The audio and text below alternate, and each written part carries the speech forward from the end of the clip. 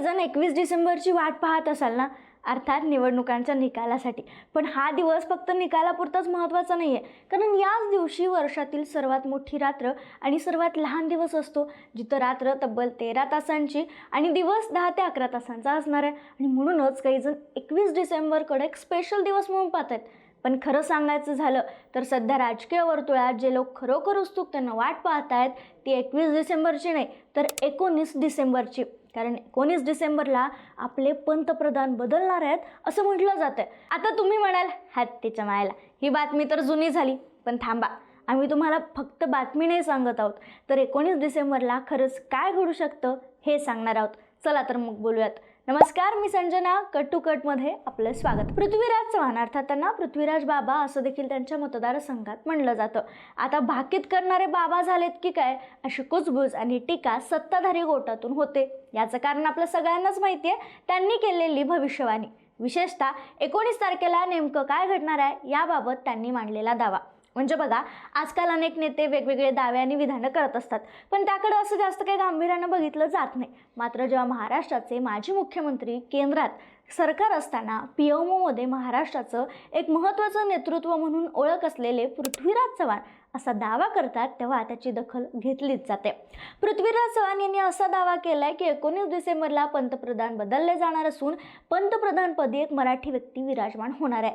तो मराठी माणूस कोण असेल याचं नाव मात्र त्यांनी जाणीवपूर्वक सांगितलं नाही आहे. मात्र राजकीय भाषेत बोलायचं झालं तर त्यांनी एक पिल्लू नक्कीच सोडले. इतकंच नाही तर या दाव्यामागं त्यांनी एक मोठी पार्श्वभूमीही मांडली आहे.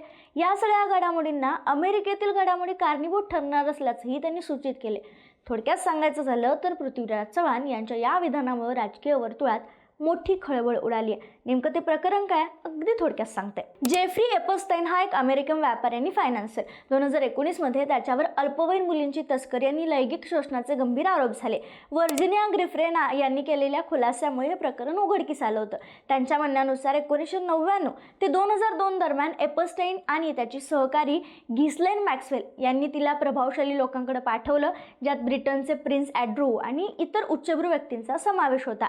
एपस्टाईनकडे खाजगी जेट आणि बेटही होतं, जिथं अनेक हाय प्रोफाईल लोक ये जा करत होते आणि ज्याची नोंद ठेवली जात होती.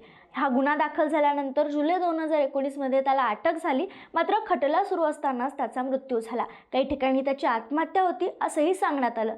आता याची जी फाईल होती, हे जे त्याच्याकडे फोटो होते ज्याच्याद्वारे तो इतर लोकांना धमकावत होता किंवा फसवत होता, ते सगळे फोटो सार्वजनिक केले जाणार आहेत. 12 डिसेंबरला काही फोटो सार्वजनिक केले गेलेत आणि 19 डिसेंबरला काही फोटो सार्वजनिक केले जाणार आहेत. आणि ते फोटो, या फोटोमध्ये भारतातील काही माजी खासदारांचा आणि अधिकाऱ्यांचा देखील समावेश असणार आहे. आणि हे फोटो सार्वजनिक झाल्यानंतर भारतात मात्र सत्ताबदल होऊ शकतो, असं पृथ्वीराज चव्हाण यांचं मत आहे. आता बघा, मी उल्लेख केला मगाशी त्याप्रमाणे महाराष्ट्राचे माजी मुख्यमंत्रीपद राहिलेले पृथ्वीराज चव्हाण यांनी हा दावा केला आहे आणि म्हणूनच ही चर्चा अधिक तापली आहे. आता ज्या पृथ्वीराज चव्हाणांना का सिरियसली घेतलं जाते यासाठी आपल्याला त्यांची राजकीय कारकीर्द ही बघितली पाहिजे. राजीव गांधी यांनीच पृथ्वीराज चव्हाण यांना राजकारणात आणले, म्हणजे किती महत्त्व असेल त्यांना हे लक्षात घ्या. हे स्वतः त्यांनी अनेकदा सांगितले. 1991 साली लोकसभेची निवडणूक जाहीर होत असताना रात्री साधारण 2च्या सुमारास त्यांना राजीव गांधींचा फोन आला.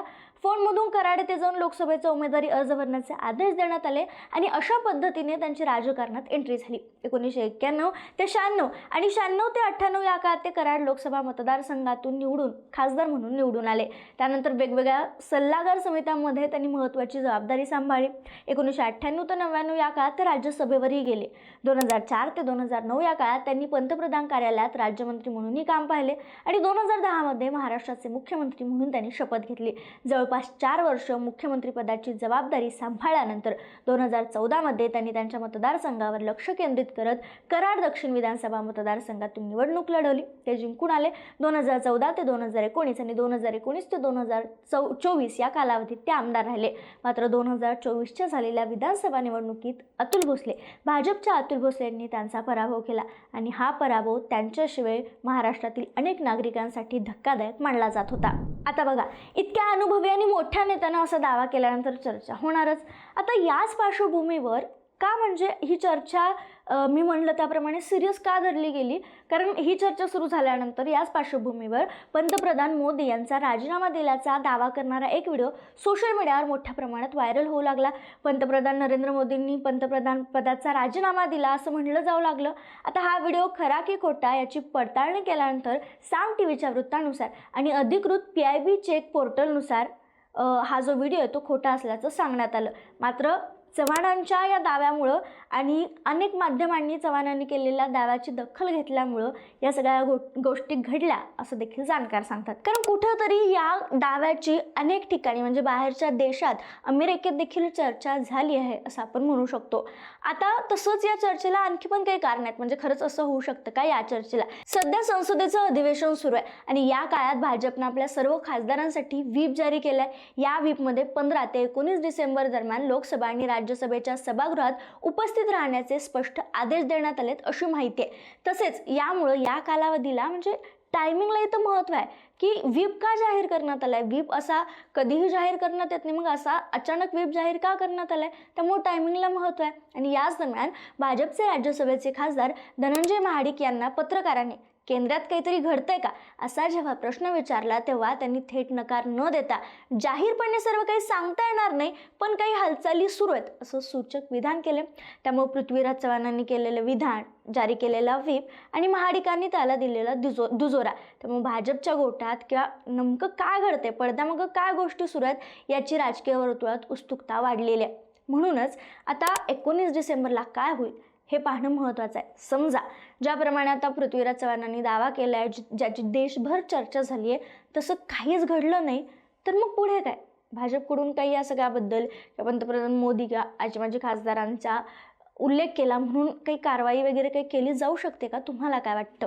आणि हे सगळं कमी होतं की काय म्हणून पृथ्वीराज चव्हाणांनी नुकताच परत एक विधान केले. ते म्हणालेत, भारताला पहिल्याच दिवशी ऑपरेशन सिंदूर दरम्यान पराभवाचा सामना करावा लागला. हेच नाही तर या दरम्यान पाकिस्ताननं भारतीय लष्कराची विमानंही पाडली होती. भारतीय लष्कराच्या हातात काहीच राहिलं नव्हतं. हवाई दल जमिनीवर अडकून पडलं होतं असं वादग्रस्त विधान केलं. या दाव्यानंतर वादाची मोठी ठिणगीही पडली. मात्र यावर प्रतिक्रिया देताना लोकांनी याचा स्वीकार करू किंवा नाही पण ही वस्तुस्थिती आहे असं पृथ्वीराज चव्हाण म्हणालेत. त्यामुळे त्यांचे वारंवार किंवा अलीकडे येणारे दावे कितपत खरे ठरतील हे आता सांगणं सध्या तरी शक्य नसलं तरी उद्याच्या दिवसाची अर्थात 19 डिसेंबरची आपल्याला वाट पाहावी लागणार आहे हे नक्की.